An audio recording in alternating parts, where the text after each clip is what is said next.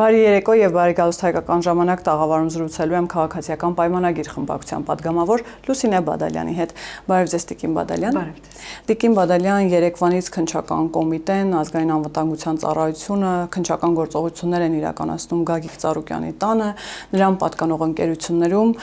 Երեկվանից ամբողջ մեդիա դաշտը հենց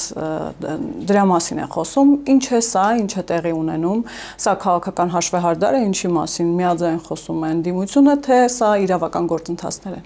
Շնորհակալ եմ, նախ առաջարկում եմ ընդդիմության մեկնաբանություններին ուշադրություն չդարձնել, որովհետև դրանք տարիներ շարունակ էական փոփոխություն չեն կրում եւ բավական է որևէ հանցագործություն կատարած մարդու, որևէ կոռուպցիոների, որևէ նույնիսկ ազգային անվտանգության համար խնդիր իրենից ներկայացնող մարդու, այսպես փորձեն իրավապահ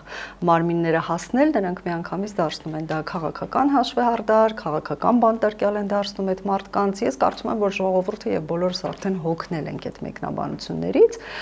Այստեղ հիմա մեր ուժային կառույցները առաջնորդվում են բացառապես փաստերով եւ ես կարծում եմ, որ նաեւ հանրային պահանջը դրա կար տարիներ շարունակ եւ մեզ ուղղված էլ բազմաթիվ մեղադրանքներ կային, որ այնուամենայնիվ մենք բոլորս իմանալով այդ հանցագործությունների մասին հապաղում ենք այն մարդկանց, որոնք որ ապօրինի հարստացել են, որոնք որ ժողովրդից գողացել են, որոնք որ ունեցվածք են դիզել քաղաքական գործունեության ընթացքում մեր ժողովրդի հաշվին եւ այլն, նրանք պիտի պատասխան վաղ թե ուշ ստանան դրա, պատասխան պիտի կրեն եւ դա էր պատճառը։ Պատճառներից մեկը, որ 2018 թվականին 100,000-ավոր մարդիկ փողոցներում էին, որովհետև արդեն համբերության բաժակը լցվել էր, եւ այս ամենը պետք է դիտարկել դրա մեջ, որովհետև այսինքն սա ուշացած արդարադատություն է ինչ-որ իմաստով։ Եթե կարելի է այդպես կոչել, եթե ինչ-որ մեկը այդպես է կարողանում ձևակերպել, ուրեմն թող նաեւ այդպես լինի, բայց կարծում եմ, որ չէ, որովհետև այստեղ հիմնական դրդապատճառները նաեւ Հայաստանի Հանրապետության պետականության համար վտանգ ներկայացնելն էր, որովհետև մեր ընդդիմությունը, այս ընդդիմությունը, որ արդեն շուտով կդառնա խորհրդարանական ընդդիմություն, Հայաստանի Հանրապետության շահերից չէր գործում եւ շատ ուղիղ կատարում էր այլ երկրների պահանջներ եւ կարծում եմ, որ այդտեղ որևէ կասկած չկա եւ հիմա արդեն ժամանակն է, որպեսզի նրանք իրենց գործողությունների համար արդեն պատասխան տան, որովհետև իրենց մեղքերը այդքանով էլ չեն եզրափակվում, սկսած ապօրինի տարբեր ձեռքբերումներից, լինեն դրանք տարածքներ, հողատարածքներ, գույք կամ բաժնեթղթեր, արժեթղթեր, մի խոսքով ինչ որ կարող է լինել, միևնույն ժամանակ արդեն երբ որ այդ հանցանքների համար նրանք չեն պատժվել, հերթը հասել էր արդեն Հայաստանի Հանրապետության ճակատագրի հետ խաղալուն եւ կարծում եմ, որ վարչապետը սրա մասին շատ պարզ ասել է նախընտրական քարոզարշավի ընթացքում, շատ հստակ խոստում է տվել Հայաստանի Հանրապետության քաղաքացուն եւ հիմա եկել է հատուցման պահ։ Դե մեղադրանքն էլ հենց դրանում է, որ վարչապետը նախընտրական շրջանում նման խոսույթով հանդես է եկել, հիմա ասում են իրավապահ համակարգը ուղղորդվում է հենց ուղիղ վարչապետի ցուցումով եւ կատարում է նրա ցուցումները։ Իրավապահ համակարգը ուղղորդվում է բացառապես Հայաստանի Հանրապետության օրենքներով եւ այդ օրենքների շրջանակներում է ամեն ինչ անում։ Իրավապահ համակարգը ունի բազմաթիվ տեղեկություններ, իրավապահ համակարգը ունի փաստեր եւ այդ բազայի, այդ հիմքի վրա էլ կատարում է իր գործողությունները եւ կարծում եմ, որ դեռ այսքանով չի սահմանափակվել։ Որքան էլ որ խորհուրդ տվեցիք ընդդիմությանը չանդրադառնալ եւ նրանց խոսույթին, բայց ամենատարբեր արձագանքներ եղան, քրեակատարողական հիմնարկից անդրադարձել են տեղի ունեցողին Անդրանիկ Թևանյանը, Չալաբյանը Ավետիք, նրանք երկուսն էլ սա որակում են էլի քաղաքական բռնաճնշումներ, դեպ իրենց ընտրազանգվածին նաեւ հորդորում են դուրս գալ պայքարել այս իշխանության դեմ, որի լեգիտիմությունը ընդդիմությունը չի ճանաչում եւ նաեւ ուժեղ Հայաստանն է անդրադարձել սրան, որակելով սա էլի քաղաքական հետապնդումներ, որով դուք փորձում եք լրացնել ընդդիմությանը եւ նրանք նաեւ ակնարկում են, որ սա առաջին դեպքը չէ, շարունակություն է լինելու, ինչ է կարծում, որտեղից այդ մտավախությունը եւ կամ այդ պայծառատեսությունը։ Ինչու եմ առաջարկում ընդդիմության մեկնաբանություններին շատ չանդրադառնալ, որովհետև նույն Ավետիք Չալաբյանը ինչու է այդտեղ գտնվում, որովհետև Ավետիք Չալաբյանը չէր, որ Ռուսաստանի Դաշնության իշխանություններին կոչ էր անում եւ նաեւ ուղղություններն էր ցույց տալիս, ինչ պայմաններում ճնշումներ գործադրեն հայկական համայնքի վրա եւ նրանց ստիպեն, որպեսի գան այստեղ մասնակցեն ընտրություններին եւ այդ տարբերակով անեն իշխանափոխություն, չէ՞։ Նույն Անդրանիկ Թևանյանը չէ, որ այս պահին գտնվում է կալանավայրում, որովհետև նա կասկածվում է Հայաստանի Հանրապետության դեմ կատարած հանցագործության մեջ, պետական դավաճանության մեջ է կասկածվում, ինչ կոչեր են անում, ում են ուզում փողոց հանել, ու ընդհանրապես իրենք ինչի էին ուզում հասնել այս ընտրությունների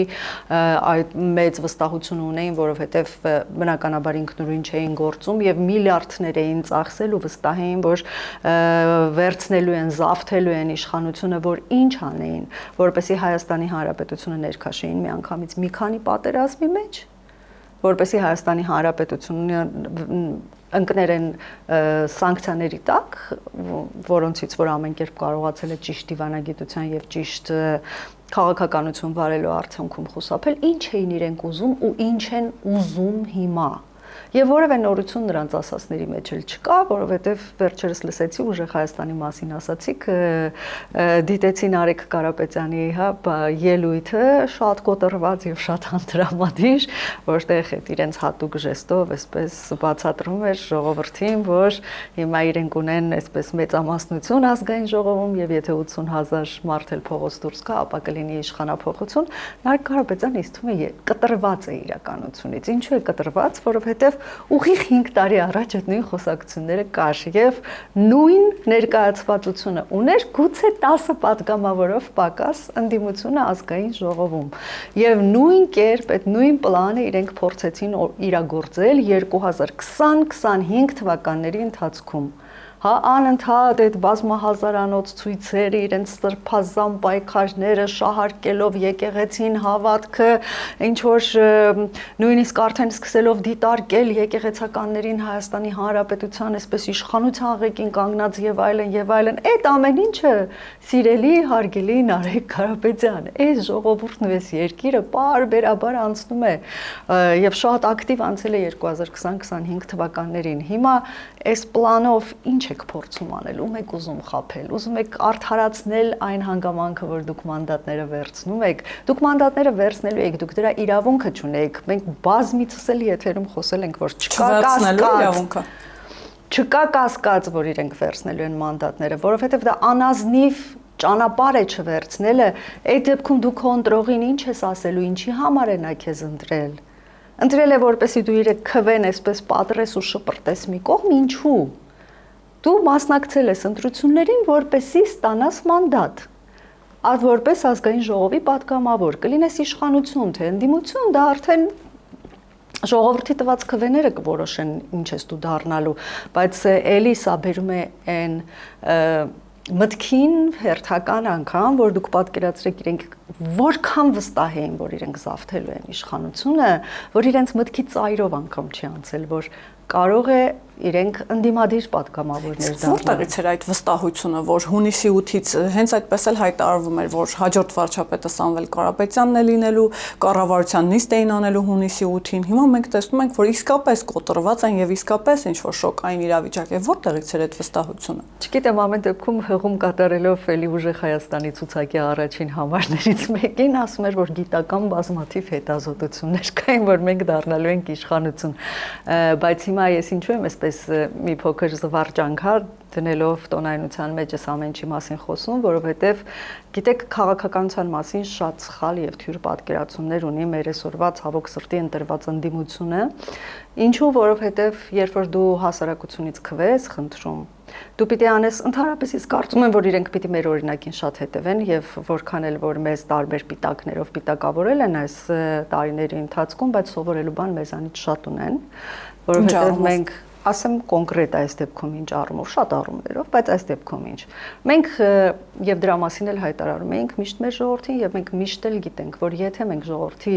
քվեն խնդրում ենք իր խնդիրները բարձրացնելու եւ լուծելու համար, ապա անկախ նրանից մենք կլինենք իշխանություն թե ընդդիմություն, մենք շարունակելու ենք ծառայել մեր ժողովրդին։ Իսկ երբ որ դու այսպես նեղանում ես, որ չես ընտրվել իշխանություն, այսինքն դու ընդհանրապես գնում ես իշխանազավթման։ Եվ հետեւաբար ես առաջարկում եմ այս կրկեսը դադարեցնել, իհարկե կրկեսն էլ դարձավ տրենդային վերջին շրջանում, բայց դադարեցնել այս կրկեսը եւ ի վերջո ամբողջ աշխարհում ընդունված կարգով մասնակցել ես ընտրություններին եւ օզարմանք շատ մեծ քանակով ձայներ ես հավաքել, ինչը որևէ արդար պայմաններում այդպես չէր լինելու, բայց հավաքել եք, շատ ուրախ եք դուք այս ընտրության արդյունքներից, դուք շատ ուրախ եք ամեն ինչի համար եւ հետեւաբար ազնիվ եղեք ձեր ընտրողների հետ, վերցրեք մանդատները եւ եկեք փորձեք այս երկրի արչեւ ծառացած մարտահրավերներին արձագանքել եւ միևնույն ժամանակ երկրում ձեր իսկ պատճառով տասնյակ տարիներ կուտակված խնդիրները օգնեք մեզ, որպեսզի միասին լուծենք եւ մեր ժողովուրդն էլ լինի ուրախ եւ երջանիկ։ Դուք հավատում եք դրան, որ գալիս են ազգային ժողով ձեզ օգնելու, որովհետեւ հայտարարությունները արդեն սահմանադրական դատարանի վճռից հետո նախ իրենք վճռի հետ համաձայն չեն, ասում են, որ սա շատ իշխանահաճո վճիռ է, կեղծավոր հայտարարություն է։ Սա ամենակեղծավոր հայտարարությունն է, որովհետեւ իրենց հոգու խորքում մեզանից շատ ուրախ են այս սահմանադրական դատարանի կայացրած վճռի վերաբերյալ, որովհետեւ իրենք ունեն բազմաթիվ մանդատներ, որոնցով գալու են բազմաթիվ հնարավորություններ, որոնցից ճիշտ չեն օգտվելու, այսինքն այդ հնարավորությունը չեն օգտագործելու ի բարօրություն Հայաստանի Հանրապետության շահի համար ծառայեցնելու, բայց իրենք ունեն այդ բոլոր հնարավորությունները եւ այնպես որ իրենք իրականում շատ ուրախ են, պարզապես իրենք չգիտեն ինչ պատասխանել իրենց ընտրողներին։ Իրենք խաբել են ժողովրդին, խաբել են, ասել են, եթե մենք չեղանք իշխանություն, 300,000 ադրբեջանցի գալու է լծվի Հայաստանի Հանրապետություն։ Հապաղում են այդ 300,000 ադրբեջանցիները, որևէ կերպ չեն գալիս։ Իրենք անընդհատ խաբել են ժողովրդին, ասել են, որ մենք ծառայում ենք չգիտեմ, դիցուք թուրքական իշխանություններին եւ նրանց պլանն ենք այստեղ իրականացնում, բայց մենք արդեն 8-րդ տարին է իշխանություն ենք եւ Հայաստանի Հանրապետությունը ամբողջ աշխարհի մակարդակով կայանում է որպես անկախ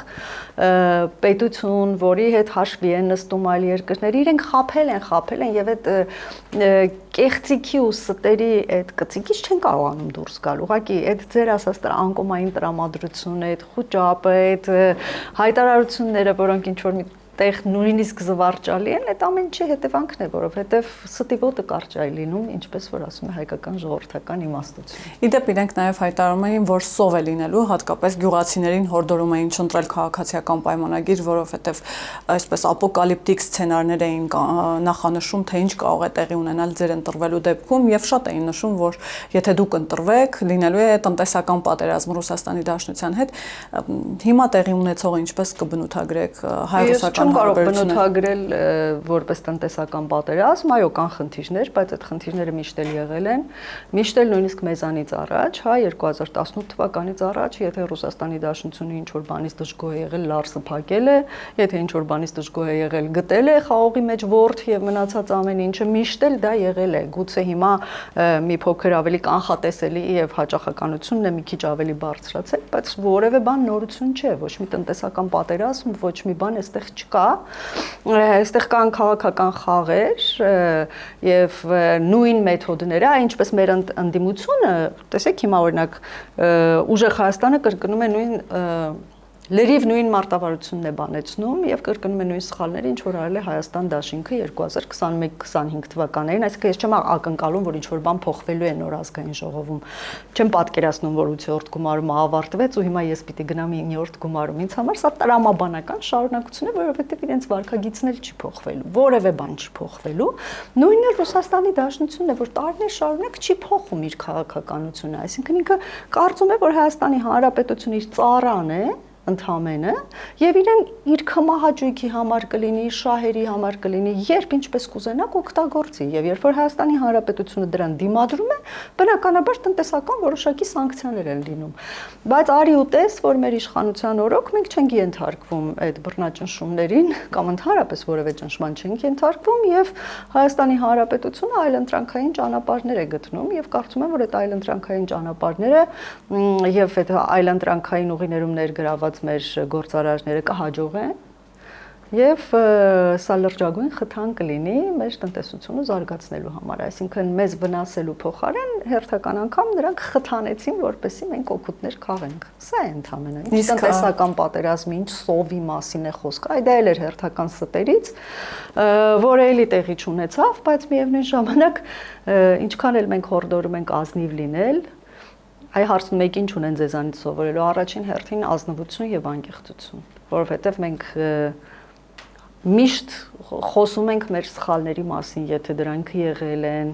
միշտ խոսում ենք ժողովրդի հետ մեր անհաջողությունների մասին, որոնք լինում են ընթացքում, մեր թերությունների մասին ենք խոսում մեր ժողովրդի հետ, մենք փորձում ենք հնարավորինս կանխատեսելի լինել մեր ժողովրդի համար, մենք ստերով նրանց չենք կերակրում, հերթական անգամ իշխանության մնալու համար, ժողովուրդը թող ինքը որոշի, ինքը ինչ պայմաններում է ուզում ապրել, եւ այսա ունեն իրենք սովորելու, ոչ թե տարբեր տեսակի հեքիաթներ պատմելով, եւ ցավոք սրտի մենք ունենք հասարակությունում հատված, որ այդ հեքիաթներին հավատում է։ Տեսեք, չգիտեմ հեքիաթ էր թե չէ, բայց օրերս Հայաստան Դաշինքի падգամավորներից մեկը Ուրսուլա ֆոն դեր Լայնի այցից եւ արված հայտնի հայտարարություններից հետո, որ Եվրոպական միությունը բացում է իր շուկան եւ իր դարպասները Հայաստանի Հանրապետության տնտեսվարողների առաջ, ասաց, լավ, ենթադրենք Ծիրանը կարող եք ուղաթիռով, ինքնաթիռով, ամեն կերպ ուղարկել, գնացքով ուղարկել, բա գազը ինչպես եք բերելու Եվրամիությունից վաղը մի քանի ամիս հետո, եթե գազի խնդիր ունենաք։ Այդ ընդդիմության ներկայացուցիչը առաջարկում եմ խորհրդատվություն վերցնի կամ խորհրդակցի իր հովանավոր երկրի իշխանությունների կամ նրանց ներկայացուցիչների հետ, որովհետև նրանք ունեն այս պահին խնդիրը, որովհետև իրանց էլ ուղղաթիռով գազ չի հասնում որևէ տեղից եւ նրանք ունեն խնդիր, ունենալով մեծ պաշարներ, ունեն խնդիր իրենց երկրում, հա, այդ էներգետիկ ենթակառուցվածքները վերականգնելու կամ գոնե ինչ որ մի կերպ դրա պակասը լրացնելու ժողովրդի համար։ Հետևաբար ուշադրություն չդարձնենք։ Ուրսուլա ֆոն դեր Լայենը արել է շատ լավ հայտարարություն, Եվրոպական միությունը արել է շատ մեծ քայլ, աջակցել է Հայաստանի Հանրապետությանը իր նեղ պահին եւ ոչ առաջին անգամ, հուսով եմ ոչ վերջին անգամ, եւ Հայաստանի Հանրապետությունն էլ շատ շնորհակալ է եւ վստահ եմ, որ շատ կազմակերպված կկարողանա իր թե որակական, թե հատկանիշները բարձրացնել եւ թե այնպիսի համագործակցության մեջ մտնել Եվրոպական միության հետ, որ մենք կարողանանք նաև ի վերջո մեր էությանը, մեր բնությանը հատուկ եւ ավելի համապատասխան պայմաններով համագործակցություն ունենալ բոլոր քաղաքակիրթ երկրների հետ։ Որն է մեր էությունը եւ բնությունը, ինչ նկատի ունեք։ Մեր էությունն ու բնությունը ընտրակաշառքը չէ, մեր էությունն ու բնությունը կոռուպցիան չէ, մեր էությունն ու ստեր վախերը չեն հարևան երկրներից, դա մեր էությունը չի։ Վախերը չեն, որ ցանկացած մեկին, որ այսպես եթե ուզում ես նրանից հեռանան մարդիկ, բավական է ասես թուրք եւ այսպես այդ վախից, դա վախն է, հասկանում եք։ Մեր էությունը վախը չի։ Մեր էությունը չարությունը չի, այն ինչ որ պարտադրված, հա, վերջին 10 տարիների ընթացքում օրինակ անընդհատ այսպես սոցիալական մեդիայի եթերների միջոցով ներարկվում է մեր ժողովրդին եւ քանի որ դա մեր էությունը չի, մենք վաղ թե ուշ դրանից ձերբազատվելու ենք։ Մենք քաղաքակիրթ ժողովուրդ ենք եւ մենք հաստատ չնայած որ բոլոր այդ հարվածների արդյունքում մի փոքր մեր դիմագիծը կարծես թե այսպես թեթև աղճատվել է, համենայն դեպս այդպիսի տպավորություն է սոցիալական մեդիաներից, երբ որ քո հայրենակիցների բառապաշարը կամ մտածելակերպին հետևում ես մեծ մասամբ, բայց ես վստահ եմ, որ մենք այդ ամենից դուրս ենք գալու պատվով։ Տիկին Բադալյան, Եվրամիության քայլը եւ կամ այդ ժեստը սпасելի էր, թե չէ, այնուամենայնիվ, որովհետեւ սա աննախադեպ ինչ-որ բան է, հատկապես հաշվի առնելով, որ Հայաստանը շարունակում է մնալ ՀԱՊԿ անդամ պետություն, ԵԱՏՄ անդամ պետություն, ԱՊՀ անդամ պետություն, նման արտոնություններ ունեն ԵՄ անդամակցության հայտ ունեցող պետությունները եւ ազատ առևտրի այդ համաձայնագիրը Եվրամիության հետ կնքած պետությունները։ Հիմա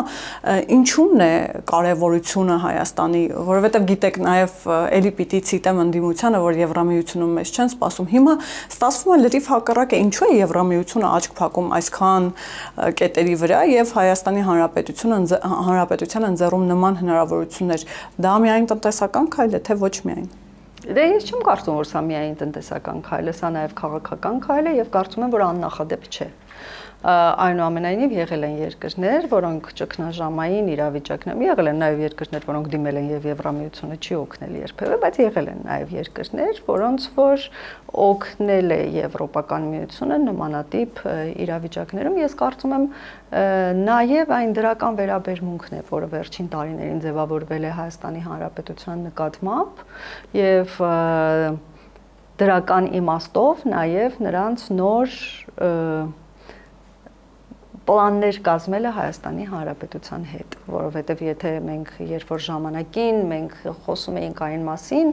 որ հնարավոր է Հայաստանի Հանրապետությունը երբևէ դառնա Եվրոպական միության անդամ կամ գոնե անդամի թեկնածու, հա, թեկնածության համար դիմել, դա էլ է բավականին լուրջ գործընթաց եւ փաստ չէ, որ այն կարող է հաստատվել Եվրոպական միության կողմից, մեզ անիրատեսական էր թվում էր մի երազանք, որը երբեք կամ առաջիկա մի 100 տարին իրականություն չի դառնա։ Ես այսօր կարծում եմ, որ այդ երազանքը կամ այդ ցանկությունը շատ ավելի մոտ է եւ սա այսպես փորձաշրջանի նման մի բան է, բայց նաեւ Եվրոպական միության բարի կամքն է, որ Հայաստանի Հանրապետության դիմումներին արձագանքում է ոչ առաջին անգամ, չմոռանանք նաեւ քաղաքացիական դիտորդական առաքելությունը, որը իհարկե էապես օգնեց Հայաստանի Հանրապետությանը խաղաղության ճանապարհին եւ հիմա արդեն այս տնտեսական օգնություն է, հնարավորությունները, որ Հայաստանի Հանրապետության առջև բացվել են, որպեսզի Հայաստանի Հանրապետությունը ինչպես որ նախապես, հա, որոշվել էր մեր ընդդիմության եւ Ռուսաստանի Դաշնության համատեղ ջանքերով, որ այնպես սեղմեին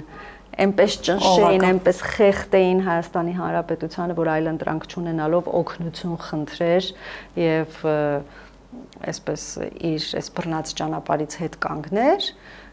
որովհետև պայմանը դա կլիներ օգնելու եւ սովի եւ տնտեսական պատերազմի, սա լավ իրենք շատ լավ պլանավորել էին, հենց այնպես մարգարեություններ չէին անում կամ հենց այնպես մտահոգություն չէին հայտնում, իրենք այդպես պլանավորել էին համատեղ, բայց իրենք հաշվի չէին առել, որ բոլոր դեպքերում, քանի որ մենք ծառայում ենք Հայաստանի Հանրապետությանը եւ Հայաստանի Հանրապետության ժողովրդին, հայ ժողովրդին ենք ծառայում, մենք միշտ կգտնենք ելքեր, որպեսզի մեր ժողովուրդը հանկարծ այդ ճնշումների արդյունքում վնասներ չկրի։ Եվ հիմա ինչ պայմաններում ենք կառուցելու հարաբերությունները Ռուսաստանի Դաշնության հետ, նկատի ունեմ նախ, որ վարչապետը առաջին աշխատանքային այցով մեկնեց Ռուսաստանի Դաշնություն, Եկատերինբուրգ, այնտեղ վարչապետի հետ հանդիպում տեղի ունեցավ Միշուստինի, խոսվեց երկկողմանի հարաբերությունների մասին, բայց նաև վարչապետը նշեց, որ ԵԱՏՄ-ում Հայաստանը նպատակ ունի շարունակել համագործակցությունը ԵԱՏՄ շրջանակներում, ինչպես հասկանալ նաև այս հայտարարությունները հատկապես այն համատեքստում, երբ Ռուսաստանի Դաշնությունից ընտրությունների վերաբերյալ արձագանքը թերևս այնպիսին է, նույն օրինակ Զախարովայի մակարդակում, որ դրանք լեգիտիմ չեն, անցել են ընտրախախտումներով, իսկ առաջին դեմքի մակարդակով շնորհավորանք չի եղել եւ հապաղում է նաև հայտնի հանդիպումը, որի մասին վարչապետը այսպես ասած անոնս է արել դեռևս նախընտրական շրջանում, ինչու նաև այսպես հերավորություն են պահում Ռուսաստանի Դաշնության ղեկավարությունը Հայաստանի Հանրապետության ղեկավարության հետ հանդիպելուց, ինչու է խուսափում, կան արդյոք կնճռոտ հարցեր, որոնք առաջիկայում դրվելու են սեղանին, քննարկվելու են հարաբերությունների այս պահին, այսպես ասած, վիճակն եմ ուզում հասկանալ։ Տեսեք, հարաբերությունները մեր Հայաստանի Հանրապետության եւ իր երկարամյա ռազմավարական դաշնակցի հետ վերափոխման փուլ են անցնում 2018 թվականից սկսած։ Այդ հարաբերությունները վերափոխվում են, այդ հարաբերությունները փորձություններ են անցնում այս ընթացքում եւ այդ փորձությունները մենք ամենայն դեպս պատվով ենք հաղթահարում։ Եվ սա հերթական անգամ, հերթական ապացույցն է, որ մեր քաղաքականությունը, ինչպես որ մենք դեռևս նախորդ փուլում, հա, մեր իշխանավարման ասել ենք, որ Հայաստանի Հանրապետությունը չի ուզում կոնֆլիկտային հարաբերություններ ունենալ որևէ մի երկրի հետ։ Չի ուզում է բոլորի հետ ունենալ փոխշահավետ համագործակցություն, եթե կան այդպիսի հնարավորություններ, բարի դրացիական հարաբերություններ, չի ուզում այդ ոչ շատ եղբայրական, ոչ թշնամական հարաբերությունները պետք չեն։ Սա է միակ տարբերակը կայանալու որպես պետություն եւ հաջողությունների հասնելու։ Այսինքն այդ բարեկամ պետություն, փրկիչ պետություն, այդ տերմինները բաներ չկան, դրանք հեքիաթներ են, նման բաներ չկան։ Եթե որևէ մեծ պետություն գալիս է որևէ փոքր պետության փրկելու, ապա ինքը այդ փրկվողից շահ ունի, այդ փրկվողը իրեն պետք է, որովհետև պետությունների մեջ հարաբերությունները ընտանիքների նման չեն, որ մայրը պատրաստ է իր կյանքը զոհել իր երեխայի համար, որ չգիտեմ, այդպես չեն այդ հարաբերությունները։ Յուրաքանչյուրը պարտավոր է իր ժողովրդի մասին հոգ տանել։ Այս այն է, ինչ որ մեր ընդդիմությունը չի հասկանում, ինքը իրոք չի հասկանում։ Եվ կարծում եմ, որ վարչապետի ամեն անգամ զուսպ հայտարարությունները եւ ամեն անգամ հրավերները ընդունելը եւ գնալը, ամեն անգամ հերթական հնարավորություն տալը եւ ցույց տալը, որ մենք չենք թշնամանում, մենք ուզում ենք նորմալ հարաբերություններ ստեղծել, հենց այս տրամաբանության մեջ է։ Ես այդ տրամաբանության մեջ եմ տեսնում եւ կարծում եմ, որ եթե Ռուսաստանի Դաշնությունը դադարի սպառնալիքներով մեզ հետ խոսել, այլ գա բանակցությունների կամ քննարկելու եւ ընդունի, որ վերափոխման կարիք ունեն այս հարաբերությունները, ապա կարծում եմ ամեն ինչ շատ նորմալ հունով կընթանա առաջ։ Դե հարցն էլ դա է, որ ընդունի, որովհետեւ մենք հատկապես նախընտրական, հետընտրական շրջանում ամենատարբեր երկրներից ընդհուպ Միացյալ Նահանգներ, Եվրոպական միություն, տարբեր երկրներից լսում ենք տարբեր առաջարկներ, համագործակցության այսպես նախաձեռնություններ, իսկ Ռուսաստանի Դաշնության կողմից միայն սպառնալիքներ։ Թե հաջորդ օրինակ սեղմողակը երբ են սեղմելու, օրինակ հիմա հաճախ դա օրինակ շահարկում են գազի թեման։ Իշխանությունները նաև այդ իմաստով հաշվարկներ ունեն, ինչ կարող է լինել, եթե հաշվարկներ ունեն, իշխանությունները հաշվարկներ էլ ունեն, ելքեր էլ ունեն, իշխանությունները դրանք շատ ավելի վաղուց են հաշվարկել, քան մեր ընդդիմության կամ ակտիվի,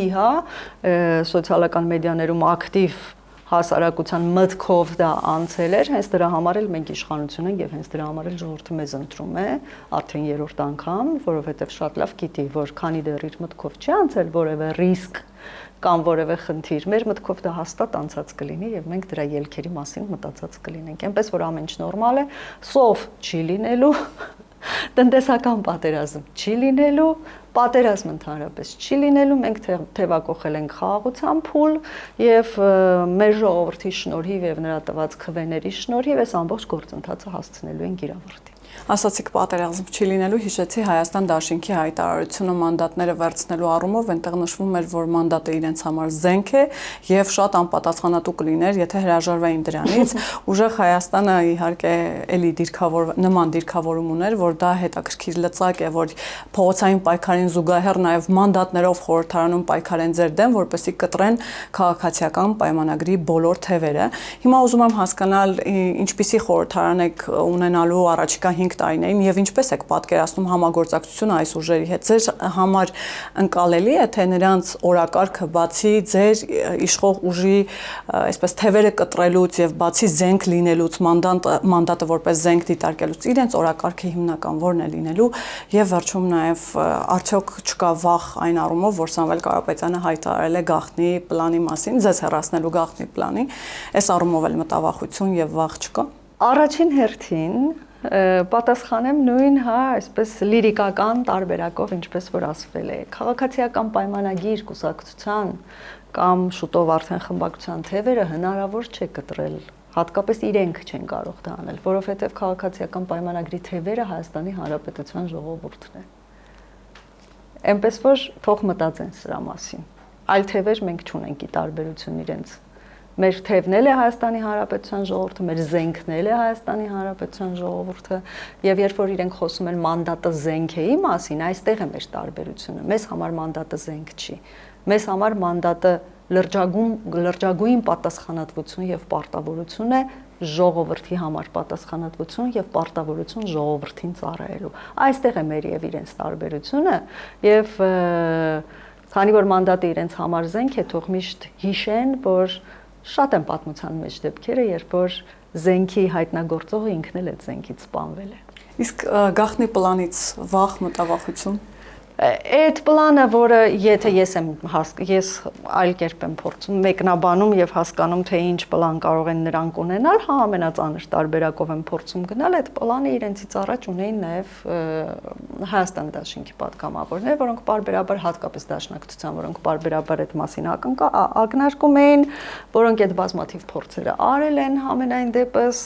կամ մտածել են դրա մասին, որոշ պլաններ բացահայտվել են, որոշ բացահայտված պլանների համար հիմա մենք բանտերում ունենք մարդիկ, տարբեր ֆիգուրներ, որոնց իրենք սրբացրել են եւ եթե չեն կարողացել սրբացնել, ապա դասակարգել են որպես քախ բանտարկյալ եւ կարծում եմ, որ ելի նորություն չկա իրենց պլանների մեջ։ Եվ վերջին հարցս փորձեմ ամփոփել Տիկին Բադալյան,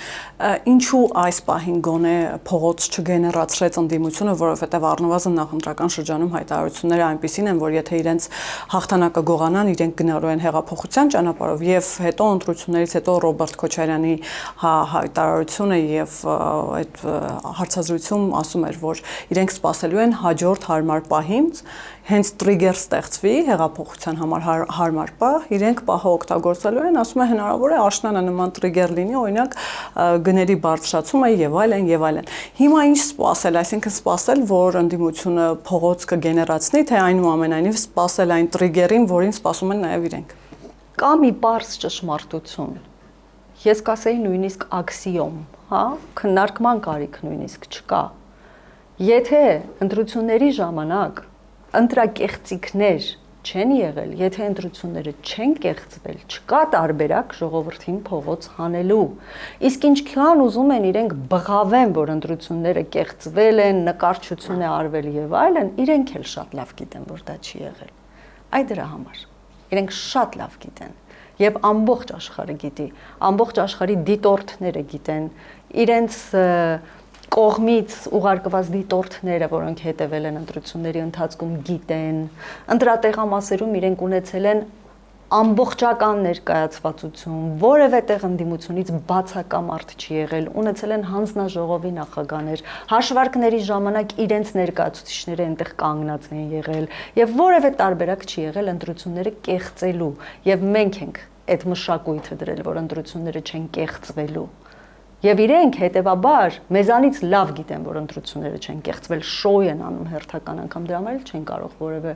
փողոց գեներացնել այս իմաստով։ Այս իմաստով իրենք չեն կարող։ Եվ չեն կարող, որ տեսեք, մենք չդառանք իշխանություն, եկեք մեզ ընտրող 500,000 ժողովուրդ դուրս եկեք, ինքը քվե է տվել ձեզ, ինքը պատասխանատվություն չի կրում։ Դու իշխանություն դառնալու ես, թե ոչ, որովհետև իրենից ավելի շատ մարդ էլ ընտրել է իշխանություններին։ Եվ ընտրել է ազատ ու արդար ու թափանցիկ, դրա համար հնարավոր չի ոչ մի բան անել։ Իսկ գների բարձրացում կլինի, չի լինի, ամբողջ աշխարհում ընդհանուր տնտեսական միջավայրը փոխվում է, գները եթե ինչ-որ բաների բարձրանում են, դրան զուգահեռաբար, որպեսզի տնտեսական կայունությունը պահպանվի, երկրում բազմաթիվ ինստիտուտներ են աշխատում, փորձում են աշխատավարձներն ու թոշակները որոշակիորեն բերել, հարմարեցնել այդ ամեն ինչին, սրանք քաղաքականություններ են, որոնք վարվում են, որոնց համար միջազգային ինստիտուտներ, տեղական ինստիտուտներ են առաջ աշխատում, այս պարզունակ մոտեցումը մինչև չդադարի մեր երկիր, պատկերացնեք, որ դադարի այս պարզունակ մոտեցումը երկիրը ինչ թռիչքային քայլերով կհասնի հաջողությունների, բայց դե ունենք այնինչ։ Իսկ այդ տարբերակը, քանի որ այսպես շատ դժգոհություն նկատեցի ձեր խոսքի մեջ, արտահերթ ընտրությունների գնալու տարբերակը երբևէ քննարկվել է կամ քննարկվում է, նույն ընդդիմությունն է, մենք որևէ բան չենք քննարկում։ Իհարկե, եթե Սահմանադրական դատարանը որոշեր, որ պետք է վերահաշվարկ լինի կամ կրկին ընտրություններ լինեն, ինչու ոչ, ես երևի ուրախ կլինեի ընտրություններից առաջ եմ այդ նույն բանը ասել, որովհետև պարզ է, որ իրենք ազնիվ ճանապարհով այսքան ձայն չեն հավաքել եւ հետեւաբար այս անգամ այդ հնարավորությունը չէին ունենա եւ իրականում կտեսնեին իրենք որքան սատարում ունեն երկրում եւ որքան սատարում ունեն իշխանությունները, բայց ինչ վերաբերում է առաջիկայում արտահերթի, մենք բացարձակ նման բան չենք քննարկել։ Մենք ընդհանրապես կարծում եմ, որ ժողովուրդը մեզ տվել է մանդատ որոշակի հարցեր լուծելու համար, եւ եթե դրա համար լրջագույն պատճառներ չկան, ապա մենք պիտի այդ մանդատը օգտագործենք մի շարք խնդիրներ լուծելու, մեր խոստումների իրականություն դարձնելու, ի վերջո TRIP ծրագիրը կյանքի կոչելու, ի վերջո խաղաղության պայմանագիրը ստորագրելու, վիզաների ազատականացմանը հասնելու, մենք բազմաթիվ գործեր ունենք անելու, ինչ այս մանկապարտեզը պետք է դադարեցնել։ Շնորհակալ եմ Տիկին Բադալյան։ Ես էլ շնորհակալ։ Հիշեցնեմ, որ զրուցակիցս քաղաքացիական պայմանագիր խմբակցության պատգամավոր Լուսինե Բադալյանն էր, կհանդիպենք։